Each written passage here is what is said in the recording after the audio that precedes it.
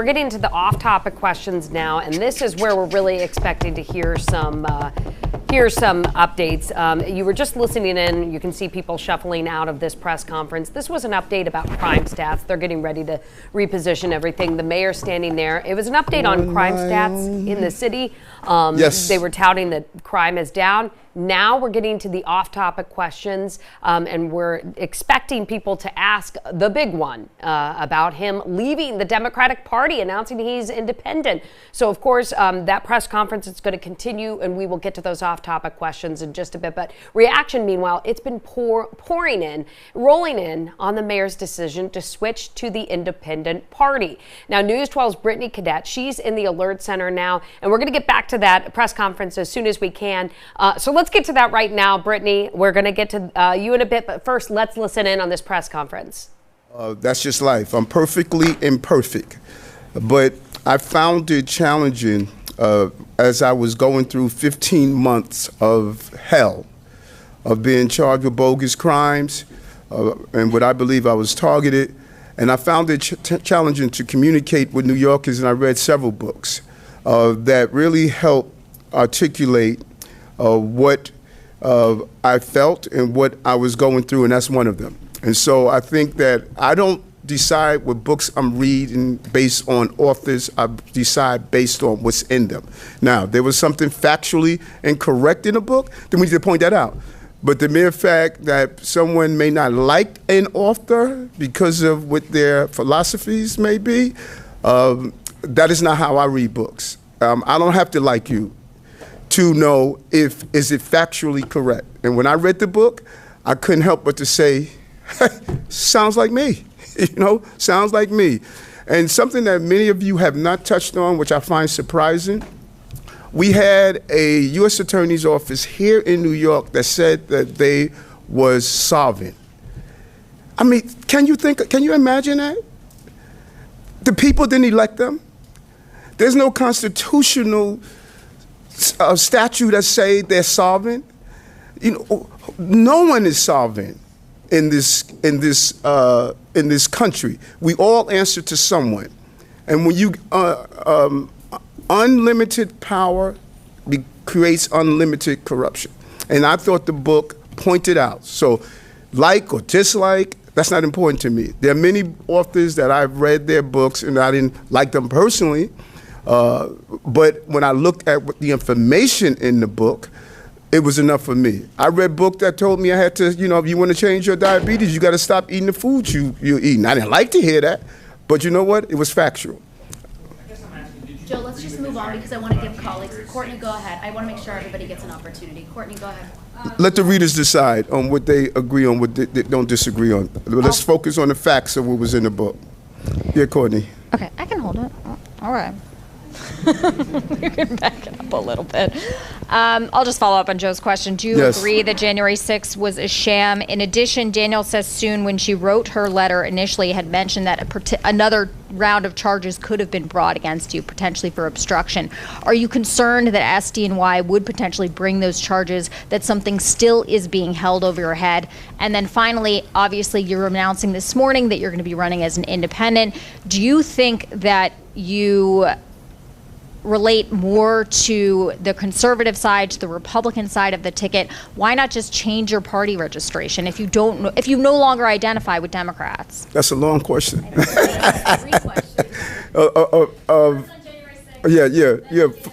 First of all, people should read the book and other books and see if it's factually correct or incorrect. And I believe that the book pointed out some real concerning and alarming issues. And I don't even know, those of you who are asking about it, I don't even know if you read it.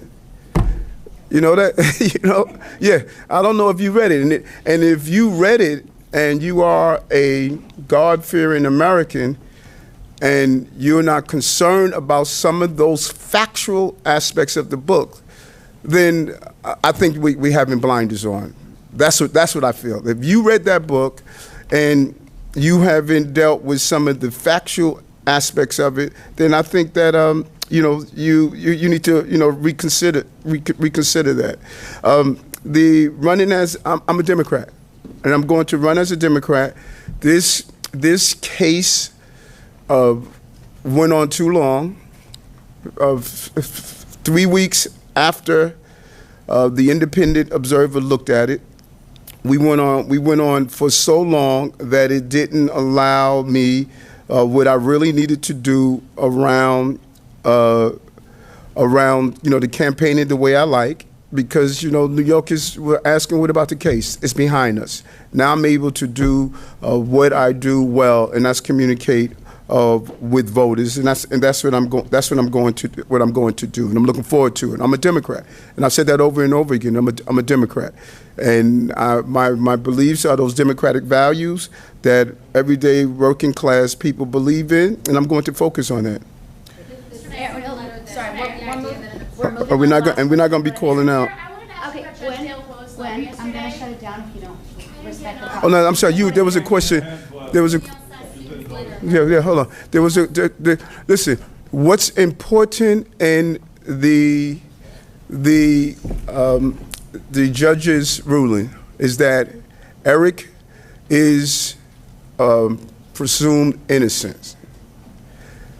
He's dropped it, and the way he dropped it, he made it clear. He made this decision for it to be dropped without coming back. That was his decision. We all read it. That's what we should be looking at. The 70-something pages, that's all fine. Eric is presumed innocent, and it should be dropped without returning. That is the essence of what the judge stated. Take two more questions. Right, and we're not going to call out. That's one way of not getting asked. Let's go to Aaron next.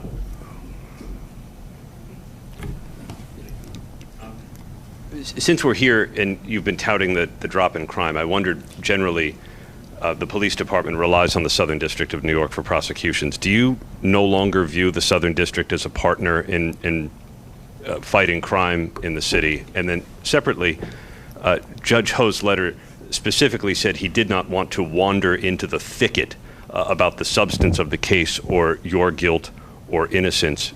Do you still believe, he said that the ultimate judgment would be left to the people. Do you still believe that the people will be judging you on the crimes that were charged, and how will you address that in the campaign? Well, your first question was, because you went on, your first.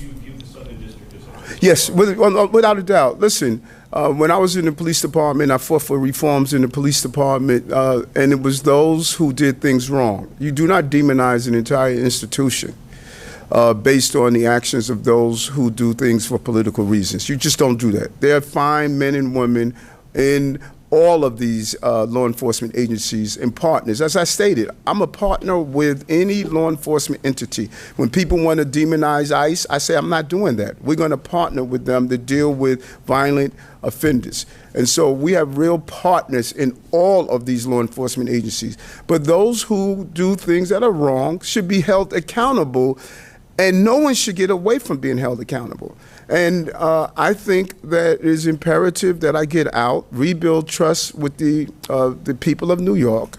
And I clearly apologize to them for having to go through this, but I promised them 15 months ago, no matter what I was going through personally, I was going to deliver for them. And these numbers show.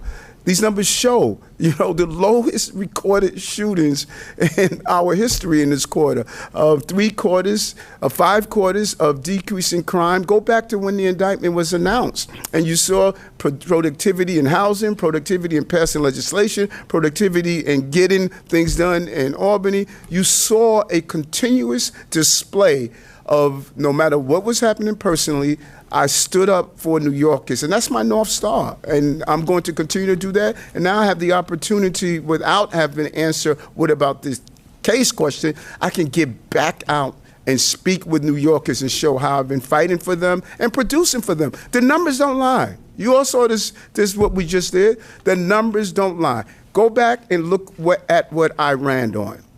What were my promises on the campaign trail? And then go look at what we've done.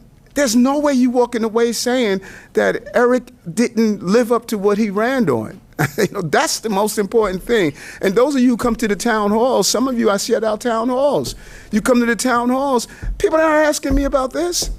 They're asking me about the quality of life issues that impacts their lives. And I lived up to that. And now I'm going to go back and remind them of why they voted for me in the first place. Thank you guys so much. That's all the time we have. Thank you. Thank you. All right, you've been listening in right here on 12 Breaking News as the mayor has been addressing the public about crime stats and also about a big revelation he made. He's now running in the mayoral race as an independent, but he kept stressing that he is a Democrat. So taking reporters' questions there at the end, off topic. Of course, a lot of people wanting to know about this, and reaction does continue to roll in as the mayor has announced he's switching to the independent party.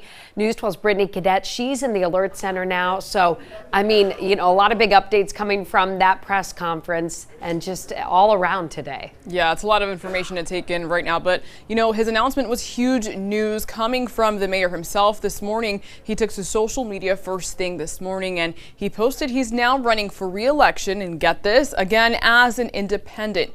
Now, this announcement comes one day after a judge dismissed his federal corruption case and after he told our News 12's Amanda Bossard not once but twice here on Ask the Mayor that he had no plans of switching parties. Take a listen. No, I'm a true blue Democrat, but I'm also a true blue collar mayor. I think that we need to focus on those issues. We're straight ahead, running on the Democratic line. I'm a true blue Democrat, but I'm also a true blue working class blue collar person. Now, that was from January, and the one that you also just heard was from February.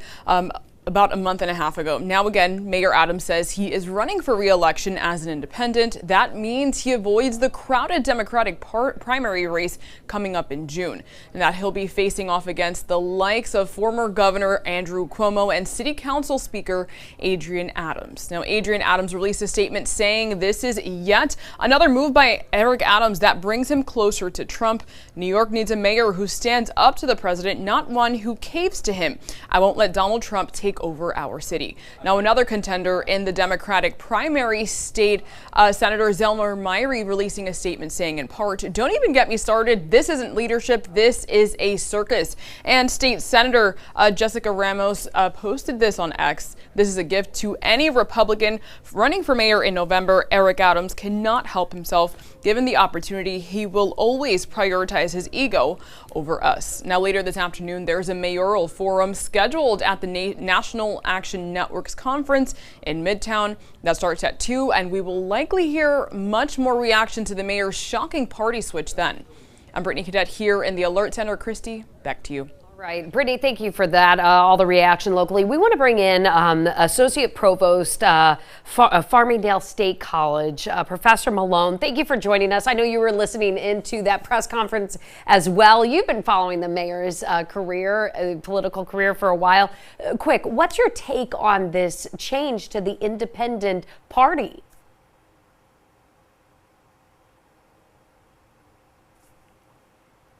I am sorry. There I we was go. on Zoom. Sorry. That press conference. And I didn't want to be. Sorry, I was on mute. You're fine. Great to be with you. And thanks for.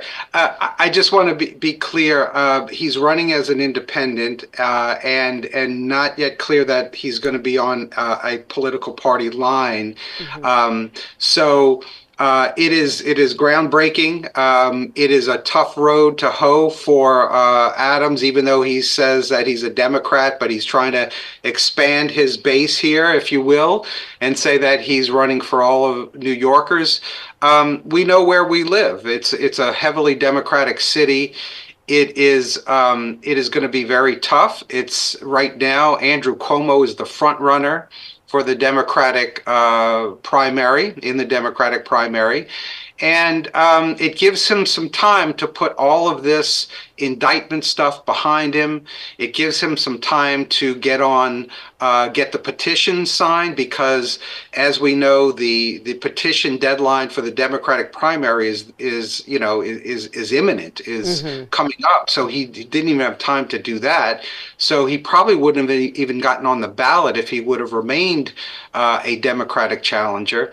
So it serves his purposes to raise some money, to get on the ballot in the general election in November, put all of this behind him. But given all of that, which he can do, he's going to have to go out and appeal to all of New Yorkers when party identification in New York City is really a very, very important indicator of how people vote.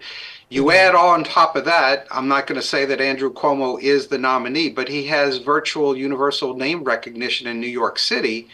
It becomes a very difficult thing for him to actually win re-election in November. Real quickly, we heard some of the comments there saying this is a gift to the Republican Party. Why did they say that?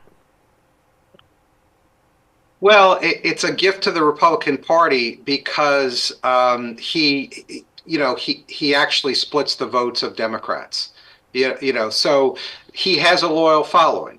And whoever the Democratic nominee will be, the Democratic Party will be split because it's a simple math problem. Now, will the Republican nominee get enough votes so that if there is a split right down the middle of the Democratic vote, will the Republican nominee be able to garner enough votes in a plurality vote dynamic? Certainly the Republican nominee will not get a majority of the vote, but if it's a three-way race, then the Republican nominee has a fighting chance to win in a plurality election, maybe get 35% of the vote, 40% of the vote. And it is a gift to the Republican nominee because these two candidates, Adams and the Democratic nominee, will simply split that vote. You always have the great insights, Professor. Provost Malone, thank you. And again, this has been Breaking News, a special report right here on News 12.